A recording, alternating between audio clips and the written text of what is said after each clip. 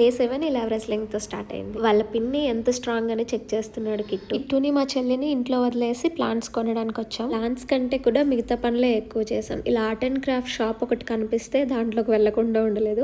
Cute stuff అంతా ఉంది. నేను కీస్ పెట్టుకునే హోల్డర్ ఒకటి తీసుకున్నా. తర్వాత ప్లాంట్స్ కోసం అని చాలా నర్సరీస్ తిరిగి అలసిపోయాంగా ఇలా కోకోనట్ తాగుతున్నాం. మాకు చాలా హెల్దీ హ్యాబిట్స్ ఉన్నాయని చెప్పడానికి. బట్ దీనికి ముందు పానీపూరి తిన్నాంలేండి, అది వేరే విషయం. అన్ని నర్సరీస్ తిరిగాక మాకు ఇక్కడ విషుద్ కనిపించింది. దాంట్లోనే ప్లాంట్స్, దానికి సంబంధించిన పాట్స్ అవన్నీ తీసుకున్నాం. నన్ను మా చెల్లిని ఇంప్రెస్ చేయాలంటే జస్ట్ టీ చాలు, ఇంకేమి ఇవ్వక్కర్లేదు. సో వాళ్ళు ఇక్కడ అదే చేశారు. టీ ఇచ్చారని చెప్పి మేము బార్గెన్ కూడా చేయలేదు వాళ్ళతో. పాటింగ్ కూడా అక్కడే చేయించేసాం. ఇంటికి వచ్చి కీ చైన్ ఫిక్స్ చేసేసాం. ఈలోగా మొక్కలు తీసుకొచ్చారు. ప్రతిసారి ప్లాంట్స్ పెంచడంలో ఫెయిల్ అవుతూనే ఉన్నాను, బట్ ఈసారి సక్సెస్ అయ్యా. ఇంట్లో పని అంటే ఎస్కేప్ అయిపోయా మా చెల్లి. ఇప్పుడు మొక్కల పని అంటే చాలా ఇంట్రెస్టింగ్ గా చేస్తాం. కిట్టు లెమన్ కి స్వాగతం చెక్క అని పేరు పెట్టాడు. అది కాదురా అంటే లేదు, దాని పేరు స్వాగతం చెక్క అని మాతో వాదిస్తున్నాడు. టీ తాగి 1 hour అయిపోయిందని చెప్పి మా చెల్లికి బ్రతిమలాడితే మళ్ళీ టీ పెట్టించింది తిట్టుకుంటూ. వంట లాంటి పెద్ద పనులు ఇప్పుడు మా వల్ల కాదని చెప్పి మా చిన్న చెల్లికి అప్పచెప్పేసాం. నేను మా పెద్ద చెల్లి ఇక్కడ మొక్కలు నాటడం స్టార్ట్ చేసాం. మొక్కలు నాటడం చాలా ఇంట్రెస్టింగ్ ఉందని చెప్పి మా పెద్ద చెల్లి నన్ను దగ్గరికి కూడా రానివ్వలే.